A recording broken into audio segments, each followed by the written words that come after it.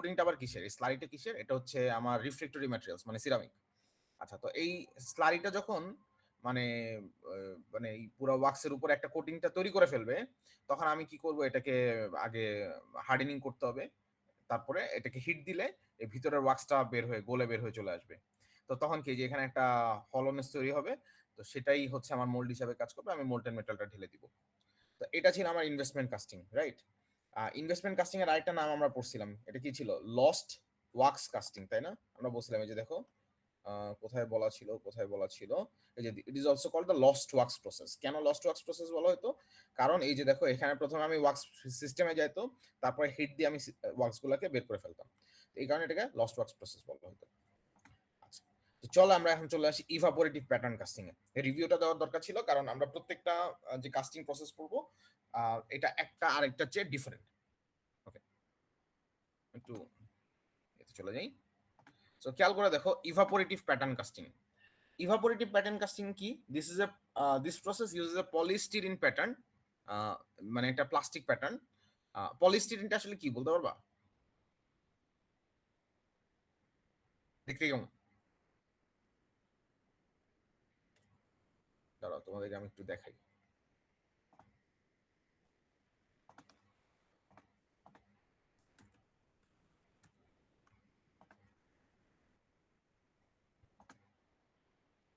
জিনিসটা বুঝছো? পলিস্টিরিন আসলে কি বলতো? এটাকে আমরা রেগুলার বাংলায় কি বলি? কর্কশিট বলি না আমরা? জি স্যার। বুঝতে পারছো? জি sir. Okay, so it's basically polystyrene মানে হচ্ছে বেসিক্যালি কর্কশিট। আচ্ছা, তো এই যে কর্কশিট, আমরা কর্কশিট দিয়ে কিভাবে ইভাপোরেটিভ প্যাটার্ন কাস্টিং করি, ঠিক আছে? which evaporates, দেখো আমরা কি বলছি, this process uses a polystyrene pattern which evaporates upon contact with molten metal to form a cavity for the casting। মানে আমি আচ্ছা, আমি এক কাজ করি, আমি যে ভিডিওটা দেখাই আনি। আচ্ছা, এই প্রসেসটা একটা নাম আছে, এটাকে আমরা লস্ট ফোম কাস্টিংও বলি, লস্ট ফোম কাস্টিং।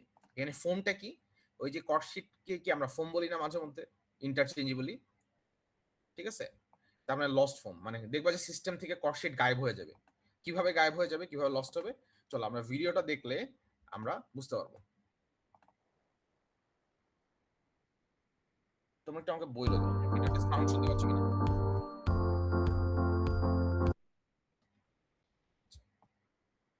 সেখানে দেখো, প্রথমে প্যাটার্নটা কাটা হচ্ছে নির্দিষ্ট শিটে।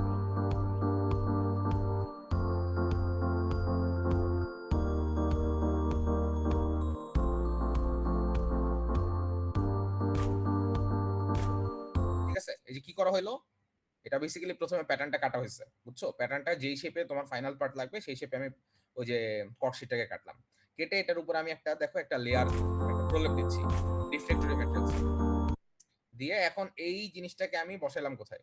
আমার একটা ফ্লাস্কের ভিতরে।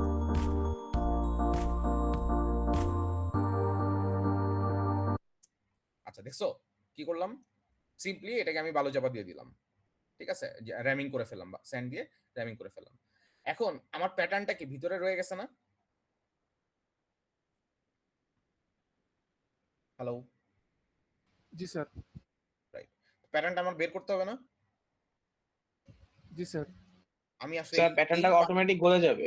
রাইট, এই পার্টিকুলার কাস্টিং এ আমি প্যাটার্নটা বের করব না, প্যাটার্নটা ভিতরেই রয়ে যাবে, যেহেতু কর্কশিট মোল্টেন মেটালের টেম্পারেচার অনেক হাই। আমি এই হাই টেম্পারেচারে মোল্টেন মেটাল ঢেলে দিলে ওই জিনিসটা অটোমেটিক গলে যাবে, ঠিক আছে? গলে সেটা গ্যাস হয়ে ওই যে এই এটার উপর দিয়ে চলে আসবে। এই যে দেখছো, এখানে আমরা দুটো ইয়ের মতো দিয়ে দিচ্ছি, রাইজারের মতো দিয়ে দিচ্ছি। বোঝা গেছে কাহিনীটা আমরা কি করি? এই কারণে আমরা এই প্রসেসটাকে বলি কি লস্ট ফোম কাস্টিং। আমার হঠাৎ করে এই যে মোল্টেন মেটাল ঢেলে দেওয়ার কারণে আমার ফোম গায়েব হয়ে যায়, ঠিক আছে? কারণ জিনিসটা তো তার ভলিউম বেশি হলো, তার কিন্তু actually density is very low, পলিস্টিরেনের ডেনসিটি ইজ ভেরি লো। আচ্ছা, আমার বাসায় কিন্তু নেট একটু ঝামেলা করছে, সো তোমরা যদি কেউ কথা শুনতে অসুবিধা হয় বা মনে করো যে অনেকক্ষণ ধরে কথা শোনা যাচ্ছে না, kindly please do text me, মানে হোয়াটসঅ্যাপে একটু রিচ আউট করে আমি অ্যাটলিস্ট বুঝতে পারবো, ঠিক আছে? এটা আমি তো আগেই বলে রাখলাম। So দেখো, this process uses a polystyrene pattern which evaporates upon contact with molten metal to form a cavity for the casting. This is also known as lost foam casting. আচ্ছা, এই এই এই যে আমরা ভিডিওটা দেখলাম, এখানে বলো তো মোলটা কি আমরা এক্সপেন্ডেবল? মোলটা আমরা ভেঙে ফেলি না? যে স্যান্ড দিয়ে যে মোলটা বানাচ্ছি ভেঙে ফেলি। আমরা যে প্যাটার্নটা বানাচ্ছি, প্যাটার্নটাও কি খরচ করে ফেলি না? আমরা যখন ওই উডেন প্যাটার্ন বানাই, প্যাটার্ন কি খরচ করি? প্যাটার্ন তো থেকে যায়। সেম প্যাটার্ন দিয়ে বারবার কাস্টিং করতে পারি। তো স্যান্ড কাস্টিংটাকে আমরা বলতাম expandable mould but permanent casting. একটা মিনিট। হ্যালো? হ্যাঁ, বলো। জি স্যার, শোনা যাচ্ছে। ওহো! রিপোর্টটা নেওয়া হয়নি। আচ্ছা, রিপোর্ট আমি নিয়ে নিব, অসুবিধা নেই। রিপোর্টটা আমি নিয়ে নিব, অসুবিধা নেই। ঠিক আছে, তুমি বাসায় চলে আসো। হ্যাঁ।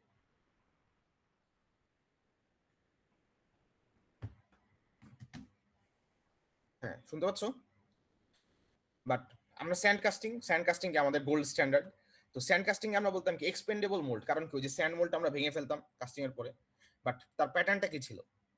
উডেন প্যাটার্ন তো আমরা বারবার ভাঙতাম না। বাট এখানে খেয়াল করে দেখো তো, এই ইভাপোরেটিভ প্যাটার্ন কাস্টিং এ আমার মোল্ডটাও তো ভেঙে যাচ্ছে ওই স্যান্ড দিয়ে।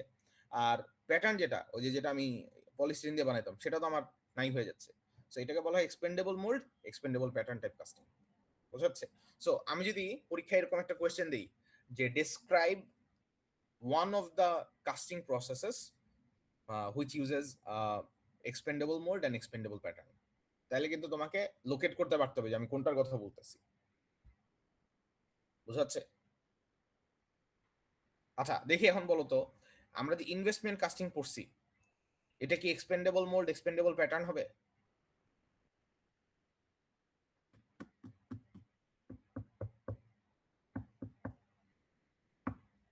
স্যার যেহেতু স্যার মোলটা ভেঙে ফেলতেছি, হুম, ওই জন্য এক্সপ্যান্ডেবল। Expandable mould. প্যাটার্ন কি এক্সপেন্ডেবল এখানে?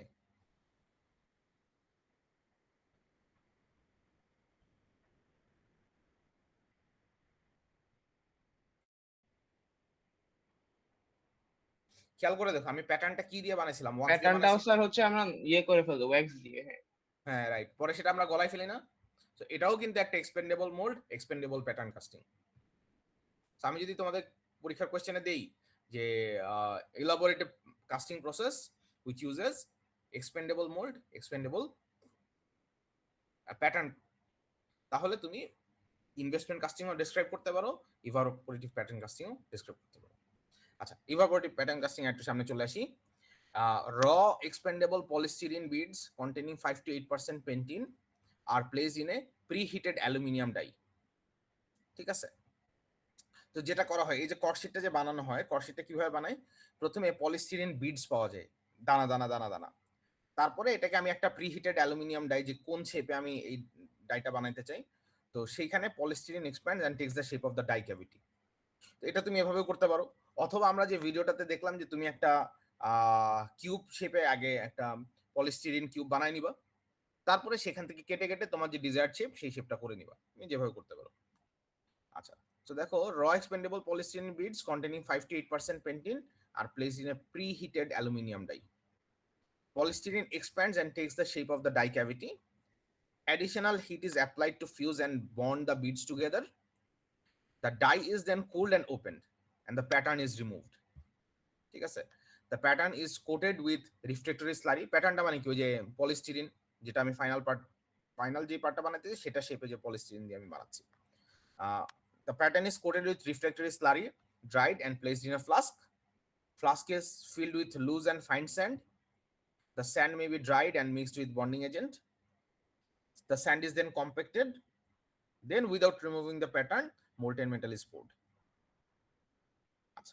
The action immediately vaporizes the pattern and fill the cavity, completely placing the place occupied by the pattern. The heat degrades the polystyrene and the degradation products are vented into the surrounding sand. ওই যে যেটা degraded হয়ে যায়, মানে যেটা ভ্যাপোরাইজড হয়ে যায়, সেটা হয়ে যায় কি, সেটা তখন সারাউন্ডিং স্যান্ডে ওই জিনিসটা ভ্যাপোরাইজড হয়ে সারাউন্ডিং স্যান্ড দিয়ে এবং ওই ভেন্ট দিয়ে বের হয়ে যায়। The velocity of molten metal should be kept 0.1 metre per second থেকে 1.0 মিটার পার সেকেন্ড। ঠিক আছে? তার মানে তুমি যে ঢালবা এটা অতিরিক্ত আস্তে আস্তে ঢালা যাবে না, তোমাকে আবার অনেক বেশি জোরেও ঢালা যাবে না, তোমাকে এই ধরনের একটা ভেলোসিটি রেঞ্জ মেনটেন করতে হবে। তো দেখো, এটার একটা ছবি এখানে দেওয়া আছে। সো সো প্যাটার্ন মোল্ডিং, এই যে এখানে প্যাটার্নটা কি দিয়ে বানানো হয়েছে, এটা বানানো হয়েছে বেসিক্যালি একটা পলিস্টিরিন দিয়ে, কর্ডশিট দিয়ে। কর্ডশিট দিয়ে এরকম বানায় আমি এরকম একটা ক্লাস্টার অ্যাসেম্বলি করলাম, করে আমি এটাকে কোটিং করলাম, কোটিং করে এই পুরো জিনিসটাকে আমি ঢুকাই দিলাম স্যান্ডের ভিতরে, স্যান্ড দিয়ে কম্প্যাক্ট করলাম, তারপরে সরাসরি মোল্টেন মেটাল ঢেলে দিলাম।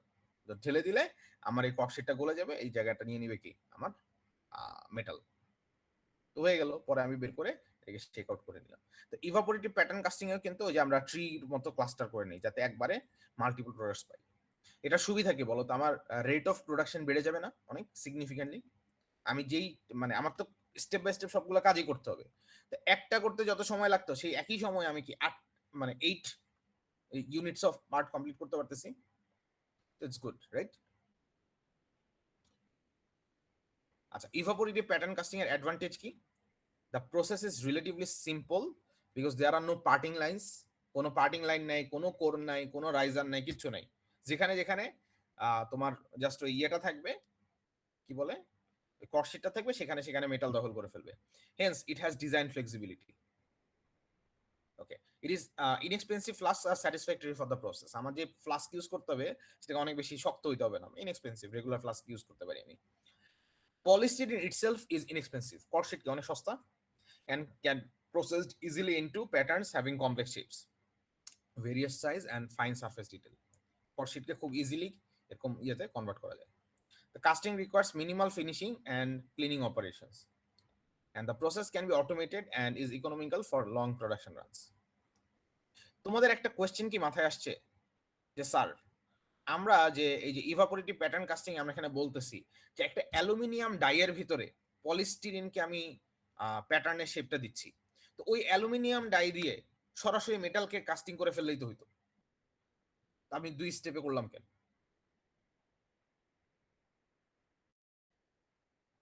এই কোয়েশ্চেনটা কি আসছে কারো কাছে? কোয়েশ্চেনটা বুঝতে পারছি?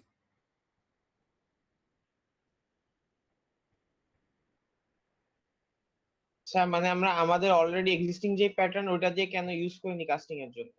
মানে আমার যে অ্যালুমিনিয়াম ডাই আছে, আমি তো ধরো পলিস্টিরিন তো আর আসমান থেকে আমার প্যাটার্নের শেপে আসতেছে না, আমার তো সেটা বানাইতে হচ্ছে। ইদার একটা অ্যালুমিনিয়াম ডাইয়ের ভিতরে দিয়ে ওই ডাইটার শেপে কি আমার ফাইনাল প্রোডাক্টের শেপ, অথবা আমি পলিস্টিরিনকে কিউব শেপে করে দেন আমি আমার মতো কেটে নিচ্ছি। আর যদি আমি কিউব শেপে বানাই দেন কেটে নিই, তাহলে তার কোনো কথা নেই। কিন্তু আমি যদি এই যে এখানে যে লেখা আছে যে অ্যালুমিনিয়াম ডাই, তো এই অ্যালুমিনিয়াম ডাইটার শেপটা কি ফাইনাল প্রোডাক্টের শেপের মতোই। তো আমি কি করতেছি, এই ডাইতে পলিস্টিরিন বিটস দিয়ে হিট দিলে কি সেই ডাইটা পুরো ফিল করে ফেলে, তার মানে সে ওই তার ডিজায়ার্ড শেপটা পেয়েছে। তো এইটা দিয়ে এই অ্যালুমিনিয়াম ডাইয়ে পলিস্টিরিন বিটস দিয়ে যদি ডিজায়ার্ড শেপ পাওয়া যায়, তাহলে আমি কেন সরাসরি এখানে মেটাল ঢেলে দিই না? তাহলে তো সরাসরি আমি ফিনিশ প্রোডাক্ট পেয়ে যাবো, কাস্টেড পার্ট পেয়ে যাবো। স্যার মোল্টেন মেটেরিয়াল টেম্পারেচার অনেক হাই থাকে, ওটা যদি অ্যালুমিনিয়ামের সাথে অ্যালয় তৈরি করে right, right, very good.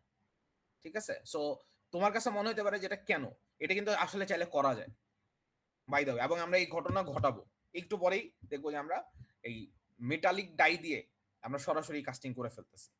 But there are some pros and cons as well. ঠিক আছে, তোমার পার্টিকুলার বিজনেস ভলিউমের জন্য কোন চয়েসটা অপটিমাম, যে তুমি কি তোমার ডাই তুমি অনেক বেশি সময় ধরে ইউজ করতে চাও। ধরো আমরা যে যেভাবে পলিস্টিরিন দিয়ে যখন করি, আমার সেম ডাইটা কি অনেক লম্বা সময় ধরে ইউজ করা যায় না? কারণ পলিস্টিরিন তো ডাইয়ের মেজর কোনো স্ট্রেস তৈরি করতে পারে না। কিন্তু তুমি যদি এটা সরাসরি মোল্টেন মেটাল ঢেলে দিতা, এই ডাই কিন্তু ডাইয়ের লাইফ কিন্তু সিগনিফিকেন্টলি কমে যেত। বোঝা যাচ্ছে? সো ব্যাপারটা এমন না যে করা যায় না, ব্যাপারটা হচ্ছে উই চুজ নট টু, কারণ due to business decisions. Sir আমাদের তো স্যার ওই অ্যালুমিনিয়াম প্যাটার্ন দিয়ে মানে একবারে 10-12টা প্রিন্ট করা যাচ্ছে না, পলিস্টিরিনে যেমন করতেছি। রাইট, এটাও কিন্তু একটা ভালো কথা বলছো, যে আমি যদি ওই অ্যালুমিনিয়ামে সরাসরি মেটাল ঢেলে দিই, অ্যালুমিনিয়াম ডাইয়ের মধ্যে সরাসরি মেটাল ঢেলে দিই, প্রতিবারে আমি একটা করতে পারবো। কিন্তু আমি যদি এই পলিস্টিরিন দিয়ে করি, আমি কিন্তু একসাথে প্যাটার্ন বানায় নিয়ে আমি একসাথে অনেকগুলো করে করতে পারবো। তো আমার মানে প্রোডাক্টিভিটি অনেক ইনক্রিজ করবে। আচ্ছা, ইভাপোরেটিভ প্যাটার্ন কাস্টিং এর ডিসঅ্যাডভান্টেজ কি? The cost to produce the dye used for expanding the polystyrene beads make the pattern expensive. খেয়াল করে দেখো, প্যাটার্ন ইটসেলফ কিন্তু এক্সপেন্সিভ না, কারণ তুমি বানাচ্ছ কর্ডশিট দিয়ে, সস্তা জিনিস। কিন্তু ওই যে অ্যালুমিনিয়াম ডাইটা যে বানাইতে হবে সেটা কি এক্সপেন্সিভ? আচ্ছা, যদি তুমি অ্যালুমিনিয়াম ডাই ইউজ না করে তুমি বলো যে আমি কিউব শেপ করে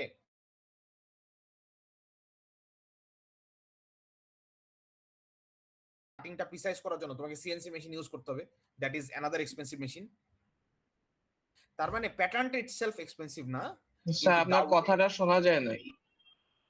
এই শুনতে পাচ্ছ নাকি? এখন পাচ্ছি স্যার, বাট স্যার ওই সিএনসি এর আগে যেটা বলছেন ওটা শোনা যায় নাই। আচ্ছা বলতেছি যে খেয়াল করে দেখো, আমার প্যাটার্নটা কিন্তু এক্সপেন্সিভ না, কারণ তুমি বানাচ্ছ কি দিয়ে? কর্কশিট দিয়ে, পলিস্টিরিন দিয়ে, তাই না? কিন্তু তুমি যে অ্যালুমিনিয়াম ডাইটা দিয়ে প্যাটার্নটা বানাচ্ছ সেটা এক্সপেন্সিভ, প্যাটার্নটা বানানো এক্সপেন্সিভ, প্যাটার্ন বলতেছো অ্যালুমিনিয়াম ডাইটা বানানো এক্সপেন্সিভ। অথবা তুমি চিন্তা করলে যে না আমি ডাই ইউজই করবো না, আমি কি করব, আমি একটা জেনেরিক কিউব শেপ করে এই পলিস্টিরিন বানাই নিব, পলিস্টিরিন বানায় দেন আমি এটাকে আমার ডিজাইন অনুযায়ী কেটে নিব। আচ্ছা এখন এই যে ডিজাইন অনুযায়ী কেটে নিব, এটাকে তুমি হাতে কাটতে পারবা? ম্যানুয়াল কোনো মেশিন দিয়ে কাটতে পারবা? তাহলে তো প্রিসাইজ হবে না, তোমাকে এটা কি সিএনসি মেশিন দিয়ে কাটতে হবে, which is another expensive machine। ব্যাপারটা বোঝা গেছে?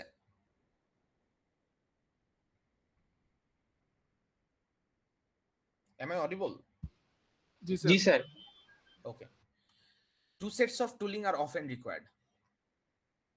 ঠিক আছে, ইভাপোরেটিভ প্যাটার্ন কাস্টিং এ আমার এই টু সেটস অফ টুলিং আমরা ইউজ করতে হয়, কারণ খেয়াল করে দেখো আমরা যে ভিডিওটা দেখছিলাম না, ভিডিওটাতে একটা জিনিস খেয়াল করছিলা, এই যে আমার যখন রাইজার বসানো হয়েছিল, দুইটা রাইজার বসানো হয়েছে, কেন করা হয়েছে কাজটা? যাতে আমার তো এখানে প্রচুর গ্যাস, নর্মাল একটা কাস্টিং প্রসেসে যে পরিমাণ গ্যাস জেনারেট করবে, ইভাপোরেটিভ প্যাটার্ন কাস্টিং এ গ্যাস কি সিগনিফিকেন্টলি বেশি জেনারেট করবে না? তো সেই কারণে আমি এটা ডাবল করে দিছিলাম যাতে খুব ইজিলি গ্যাসটা ভেন্ট আউট করে। তো একইভাবে আমরা বলতেছি যে আমার সেই কারণে আমার মাল্টিপল টুলিং লাগতে পারে। আচ্ছা তো চলে গেল হচ্ছে আমার ইভাপোরেটিভ প্যাটার্ন কাস্টিং বললাম। Any questions from evaporative pattern casting? Sir একটা কোশ্চেন হচ্ছে স্যার, যেহেতু এই যে গ্যাসটা বেরোচ্ছে স্যার, এটা এনভায়রনমেন্টালি ডেট্রিমেন্টাল না অনেক? হ্যাঁ রাইট, এনভায়রনমেন্টালি ডেট্রিমেন্টাল। তুমি যদি কোনো একটা এই কি বলে ফাউন্ড্রি শপে যাও, তুমি দেখবা যে any foundry shop is environmentally detrimental. আমি গত মাস 3 আগে আনোয়ার পলিমারের ফ্যাক্টরিতে ভিজিট করতে গেছিলাম একটা কাজে, ঠিক আছে? তো সেখানে গিয়ে দেখলাম যে তাদের তাদের যেই ফাউন্ড্রি অনেক হাই টেম্পারেচার, অনেক হাই টেম্পারেচার, এবং ওখান থেকে যে গ্যাস বেরোচ্ছে, গ্যাসের মধ্যেও অনেক সাবস্টেন্স, অনেক কেমিক্যালস আছে। So it is always environmentally detrimental, but somehow you got do some, right? করতেই হবে। তখন চলে আসি কি আমাদের ইন্ডাস্ট্রিয়াল ইঞ্জিনিয়ারিং অন্য কাজগুলা, যে আমরা কিভাবে এটাকে গ্রিন প্রসেস এনশিওর করতে পারি, ঠিক আছে? ঠিক আছে, এক্সস্ট হবে, তাহলে সেটাকে কিভাবে আমরা এই এয়ারটাকে কিভাবে রিফাইন করতে পারি, এই গ্যাসটাকে কিভাবে আমরা রিফাইন করে আমার পরিবেশে ছেড়ে দিতে পারি। আচ্ছা, পলিস্টিরিনের যে প্যাটার্নটা ইউজ করছি সেটা কি স্যার একবারেই ইভাপোরেট হয়ে যায় নাকি আমরা কয়েকবার ইউজ করতে পারি? না না, একবারেই ইভাপোরেট হয়ে যায়। তুমি খেয়াল করে দেখো তো, একবারে যদি পুরোপুরি ইভাপোরেট না হইতো তাহলে কি আমার মেটাল পুরোপুরি দখল করতে পারতো প্যাটার্নের জায়গাটা? না, সেটা এটা একদম গলে পুরোপুরি নাই হয়ে যায়। মানডে বুঝতে পারছি? জি স্যার। ওকে, চারটা হ্যাঁ বলো। চারটা এই তো কথা শোনা যাচ্ছে না, কেউ কি কোনো কোশ্চেন করছো? না স্যার। আচ্ছা ওকে, চলে আসি পার্মানেন্ট মোল্ড কাস্টিং এ। নাম শুনে বোঝা যাচ্ছে পার্মানেন্ট মোল্ড মানে মোল্ডটাকে আমি বারবার ভেঙে ফেলবো না। এতক্ষণ আমরা যা পড়ছি সবগুলাই কি আমার এক্সপেন্ডেবল মোল্ড ছিল, সবগুলাতে আমি মোল্ডটা ভেঙে ফেলতাম। প্যাটার্ন ভাঙতাম না, সেটা ভিন্ন আলাপ, বাট মোল্ড আমি অলওয়েজ ভেঙে ফেলতাম, তাই না? কিন্তু এখন আমি যেটা পড়বো পার্মানেন্ট মোল্ড কাস্টিং, এখানে আমি প্যাটার্নটাকে আর মোল্ডটাকে আর ভাঙি না, ঠিক আছে? মোল্ডটা পার্মানেন্ট ওয়েতে থেকে যায়। তো চলো আমরা এখানে পড়াশোনা করার আগে আমরা একটা ভিডিও দেখে আসি। আছে এখানে ভিডিও হবে।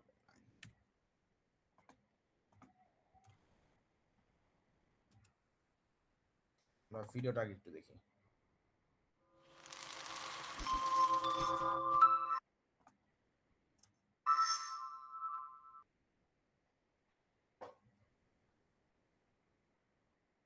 Permanent gravity mold casting uses molds that can be reused many times, making this process ideal for repeating mass production. 2 halves of the mold is placed on the casting machine. The mold is closed after mold release spray is applied on the inner surfaces. We use aluminium for this demonstration, but zinc and copper alloys can also be casted with this process. The molten aluminium is manually poured into the mold to fill it evenly. The casting is then left to cool before the mold can be opened. The casting is removed for further machining. The feeds and risers are trimmed away and recycled.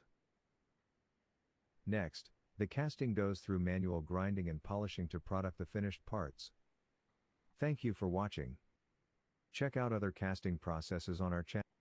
আমি আবার ভিডিওটা দিই, আবার দেখুন। Permanent gravity mold casting uses molds that can be reused many times, making this process ideal for repeating mass production. 2 halves of the mold is placed on the casting machine. The mold is closed after mold release spray is applied on the inner surfaces. We use aluminium for this demonstration, but zinc and copper alloys can also be casted with this process. The molten aluminium is manually poured into the mold to fill it evenly. The casting is then left to cool before the mold can be opened. The casting is removed for further machining. The feeds and risers are trimmed away and recycled. Next, the casting goes through manual grinding and polishing to product the finished parts. Thank you for watching. আচ্ছা, বুঝতে পারছো? আমি কয়েকটা জিনিস একটু explain করি ভিডিওটা দেখতে দেখতে। ধরো আমি যখনই এই পার্মানেন্ট মোল্ড সাধারণত আমি কি কোন একটা মেটাল দিয়ে বানাই, তাই না? মেটাল দিয়ে বানানো হয়। তো যখনই মোল্ডটা খালি আছে, মোল্ডের ভিতরে মেটাল ঢেলে দেওয়ার আগে, মানে যে মেটালটা দিয়ে আমি কি ফাইনাল কাস্টেড পার্টটা বানাইতে যাচ্ছি, সেই মেটালটা পোর করার আগে আমি মোল্ডের 2টা হাফকে একটু স্প্রে করে নেই। এই যে দেখছো সে একটা স্প্রে In mass করতেছে, production. এই যে দেখছো সে একটা স্প্রে করতেছে। এই স্প্রেইংটা কেন করা হয় কি মনে হয় তোমাদের? স্যার যাতে অ্যালুমিনিয়ামটা স্যার আমাদের পার্মানেন্ট মোল্ডের সাথে লেগে না যায়। Very good. যাতে আমি যে মোল্টেন মেটালটা ঢালতেছি, পোর করতেছি, সেটা যাতে আমার মোল্ডের সাথে লেগে না যায়। তো সেই কারণে আমি একটা স্প্রে করি। Mold is placed on the casting machine. Spray করার পরে আমার There is কাজ applied সিম্পল। surfaces. আমি মোল্ডের 2টা হাফ আগে জোড়া লাগাই দিব খুব শক্তভাবে। দেন এই মোল্টেন মেটালটা আমার স্ক্রু দিয়ে, মোল্ডের স্ক্রু দিয়ে, বেসিন দিয়ে, এই যে দেখছো এই যে এখানে হচ্ছে বেসিন, এখান দিয়ে ঢেলে দিচ্ছি। ঢেলে দিলে কি আমার ভিতরে মোল্ডটা ফিল আপ করবে। আচ্ছা, এখন একটা জিনিস বলো তো, সেটা হচ্ছে আমরা যখন এক্সপেন্ডেবল মোল্ড ইউজ করতাম, আমি ওই ভিতরে কাস্টেড পার্টটা বের করার জন্য কি এটা ভেঙে ফেলতাম, মোল্ডটা ভেঙে ফেলতাম। এখন বলো তো না ভেঙে এটা আমি বের করবো কিভাবে? কারণ এটা তো যেহেতু আমি পার্মানেন্ট মোল্ড বলতেছি, আমি তো এটা ভাঙতে পারবো না। তো না ভেঙে ভিতরে কাস্টেড পার্টটা বের করবো কেমনে? পার্টটা তো আমি যতই স্প্রে করি তো লেগে থাকার কথা, একটা ডিগ্রি অফ অ্যাডহেশন তো থাকবে না তাদের মধ্যে, কাস্টেড পার্ট আর এই মোল্ডের মধ্যে থাকবে তো। কমন সেন্স তাই বলে না? বলে কিনা? জি স্যার। জি স্যার। আচ্ছা, তাহলে বের করবো কেমনে? Molten aluminium is manually poured into the mold to fill it evenly. The casting is then left to cool before the mold can be opened. আচ্ছা, এই যে এই জায়গাটা খেয়াল করো, যে যখনই আমি মোল্ডটা ওপেন করছি, আমি 10 সেকেন্ড একটু আগাই দিই। The molten aluminium is manually poured into the mold to fill it evenly. The casting is then left to cool before the mold can be দেখছো মোল্ডটা খুলে যাচ্ছে, খোলার পরে opened. এই যে দেখো এই যে নিচের হরাইজন্টাল পার্টটা একটু মানে একটু ডিসপ্লেসড হচ্ছে না? The cast এই যে দেখছো সে একটু ডিসপ্লেসড হচ্ছে না? এই জিনিসটা আসলে কি করে জানো? সে আসলে ভিতরে কাস্টেড পার্টটাকে হালকা করে একটু ধাক্কা দেয়। মানে এটা বেসিক্যালি এই মেকানিজমটাকে বলা হয় ইজেক্টর পিন মেকানিজম। যে আমার এখানে একটা ইজেক্টর পিন আছে, যে যেখানে কাস্টিং হচ্ছে ওইখানে পিছন দিয়ে ছোট্ট একটা পিন আছে, ওই পিনটা কি করে পিছন থেকে হালকা একটা ধাক্কা দেয়, ওই ধাক্কা দিলে আমার এই কাস্টেড পার্টটা বের হয়ে চলে আসে। is removed for further machining. The feeds and risers are trimmed away and তারপরে তো আমি বাকি কাজ আগের মতো, যে আমার যেটা এক্সট্রা পার্ট আছে সেটাকে আমি ট্রিম Recycle. করে আমি ইয়ে করে ফেলবো। Next, the casting goes through গল্পটা কি manual বুঝে গেছে? grinding and polishing to sir ejector পিনটা স্যার আরেকবার একটু বলবেন। আচ্ছা, ইজেক্টর পিন আরেকবার একটু বলি না, আমি তোমাদেরকে ইজেক্টর পিনের মেকানিজমটা একটু দেখানোর ট্রাই করি।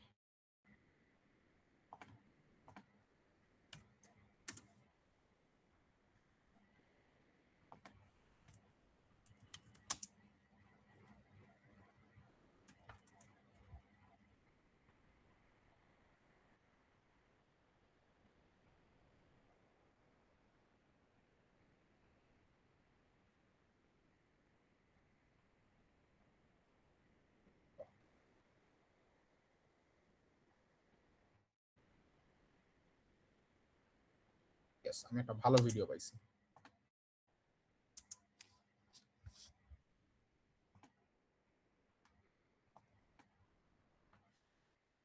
আমার স্ক্রিন কি দেখা যাচ্ছে না? আমি স্ক্রিন শেয়ার অফ করে রাখছি, রাইট?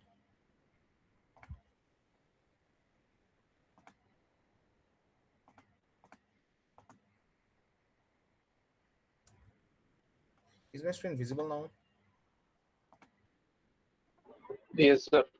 ওকে, সো খেয়াল করে দেখো, যদিও এটা পার্মানেন্ট মোল্ড কাস্টিং, আচ্ছা এটা পার্মানেন্ট মোল্ড কাস্টিং, রাইট? খেয়াল করে দেখো, এই যে আমার এখানে আমি মোল্ডের ভিতরে একটা পার্ট বানাইছি, দেখো পার্টটা কিভাবে বের হয়ে আসবে এখন। দেখছো এই পিছন থেকে একটা জিনিস তাকে ধাক্কা দিচ্ছে, ধাক্কা দিলে এই জিনিসটা একটু সামনে চলে আসছে না? এই দেখছো কতগুলা পিন বের হয়ে আসছিল, এই যে দেখছো?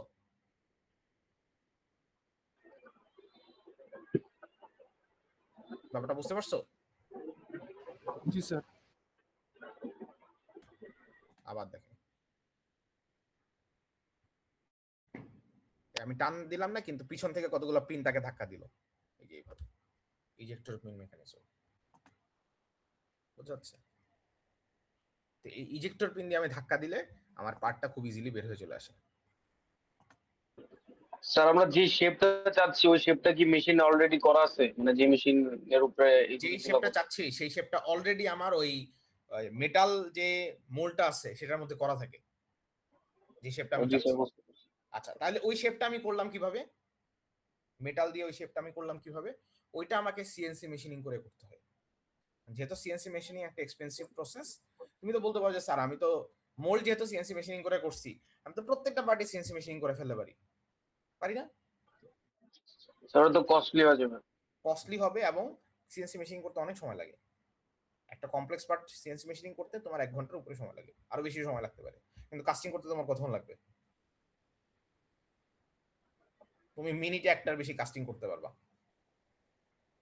রাইট? তো সেই জন্যই আমরা এটা মানে ডিরেক্টলি সিএনসি মেশিনিং করি না সবগুলো পার্টকে। আচ্ছা, সো দেখো, it is also called hard mould casting. Two halves of a mold are made by cast iron, steel, bronze, graphite or refractory metal alloy. ঠিক আছে, তার মানে আমি কি কাস্ট আয়রন দিয়ে বানাতে পারি মোল্ডটা, স্টিল দিয়ে বানাতে পারি, ব্রোঞ্জ দিয়ে, গ্রাফাইট দিয়ে, এগুলো দিতে পারি। Cavity and gating system are machined as an integral part of the mould. আমার প্রতিবার এই গেটিং সিস্টেম, ক্যাভিটি এগুলো ফর্ম করতে হয় না, এগুলো অলরেডি ওই যে আমি যখন মোল্ডটা বানাই সেটার মধ্যে ডিজাইনের মধ্যেই বানানো থাকে, প্রতিবার আলাদা করে আর কাটা লাগে না। Typical parts made are automobile pistons, cylinder heads, connecting rods, gear blanks for appliances and kitchenware. তো এগুলো আমরা পার্মানেন্ট মোল্ড কাস্টিং করে বানাইতে পারি। Parts that can be made economically generally weigh less than 25 kg. ঠিক আছে? Special castings weighing a few hundred kilograms have been made using this process. Cores are made by a metal or sand. আমার তো এখানেও কি core লাগতে পারে না? Core আমি মেটালিক কোরও ইউজ করতে পারি অথবা স্যান্ড কোরও ইউজ করতে পারি, এটা depending on my preference and the design. Typical core materials are well bonded or resin bonded sand, plaster, graphite, gray iron, low carbon steel and hot rod die steel. Hello. So gray iron is a core the gray iron as a core material is common particularly for aluminium and magnesium casting. So এই ইনফরমেশনটা casting important. আমি যদি aluminium আর magnesium casting করতে চাই, মানে আমি আমার যে কাস্টেড পার্টটা যদি অ্যালুমিনিয়াম বা ম্যাগনেসিয়াম দিয়ে বানানো হয়, তখন আমি কোর ইউজ করতে হলে গ্রে কাস্ট আয়রন ইউজ করি, ঠিক আছে? To increase the life of permanent molds, আচ্ছা খেয়াল করে দেখো তো, পার্মানেন্ট মোল্ড আমি বারবার মোল্ড বানানো লাগতেছে না, এটা ঠিক, কিন্তু আমি এই যে বারবার তারকে মানে হাই টেম্পারেচারে মেটাল ঢেলে দিচ্ছি, তাতে কি মোল্ডের ডিফর্মিটি হয় না, তার মধ্যে ক্র্যাক জেনারেট করতে পারে না, তার ধরো রেসিডুয়াল স্ট্রেস তার মধ্যে ডেভেলপ করতে পারে, অনেক ঝামেলা আছে। তো এই কারণে পার্মানেন্ট মোল্ড কিন্তু আসলে পার্মানেন্ট না, মানে একটা নির্দিষ্ট টাইমের পরে গিয়ে মোল্ড কিন্তু তার নির্দিষ্ট ডাইমেনশন হারায় ফেলে। বুঝতে পারছি? তো to increase the life of permanent moulds, the surfaces of the mould cavity are coated with a refractory slurry. ওই যে আমরা দেখছিলাম না শুরুতে আমরা একটা স্প্রেইং করি, এই কারণেই করি। The surfaces of the mould cavity are coated with a refractory slurry such as sodium silicon and clay or sprayed with graphite after every few castings।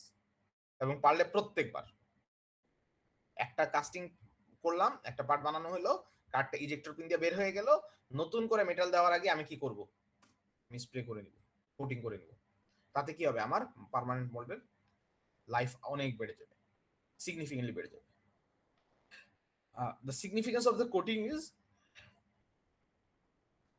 it increases life, it works as a parting agent, it acts as a thermal barrier, thus controlling the rate of cooling of the casting। বোঝা যাচ্ছে এই coating এর সিগনিফিকেন্সটা কি? আচ্ছা, mechanical ejectors are needed for complicated parts.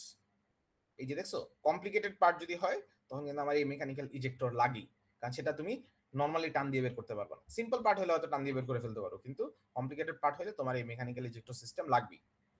ইজেক্টরস leave small round impression. এই ejector pin যে ধাক্কা দিচ্ছে, যে কোনো ধাক্কা হলে একটা ইমপ্রেশন রয়ে যাবে না, সেই ইমপ্রেশন কিন্তু থেকে যায়, তো সেটাও আমার মাথায় রাখতে হবে।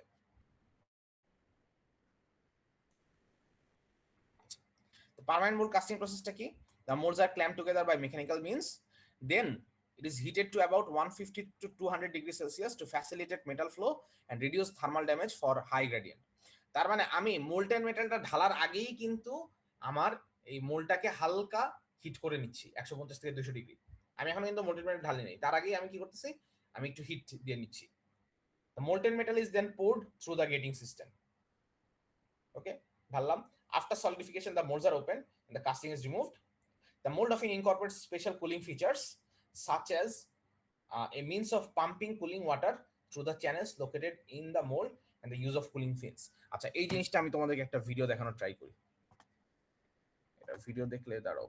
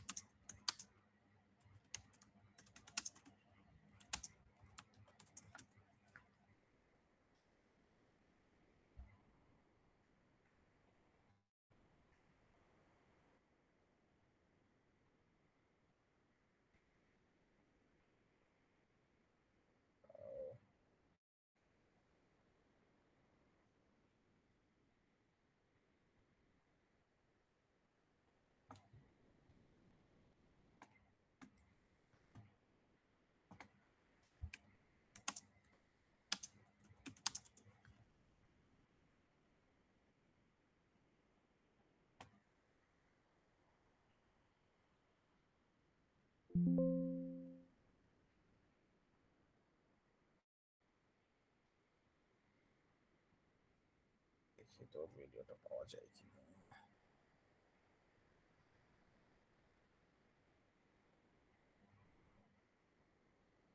আমার স্ক্রিন দেখা যাচ্ছে? জি স্যার।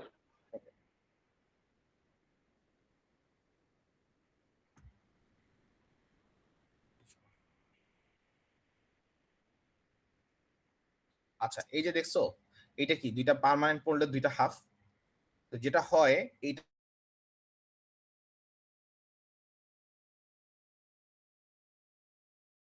কতগুলো চ্যানেল কেটে দেওয়া থাকে, যে চ্যানেলটা সরাসরি মোল্ড ক্যাভিটির সাথে এক্সপোজ না, কিন্তু সেটা এরকম বাইরের কতগুলো এক্সটার্নাল ওয়্যারের সাথে কানেক্টেড। তো আমরা যেটা করি, এই টেম্পারেচারটা যাতে কন্ট্রোল থাকে, আমি ওয়্যারগুলো দিয়ে, এই যে পাইপিং গুলো দিয়ে, টিউবিং গুলো দিয়ে আমি কন্টিনিউয়াসলি লিকুইড ওয়াটার বা অন্য কুল্যান্ট ফ্লো করতে থাকি ভিতরে।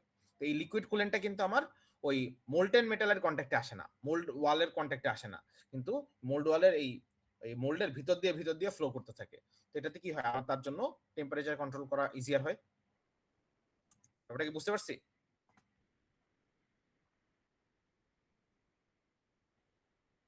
ব্যাপারটা কি বুঝতে পেরেছি? জি স্যার।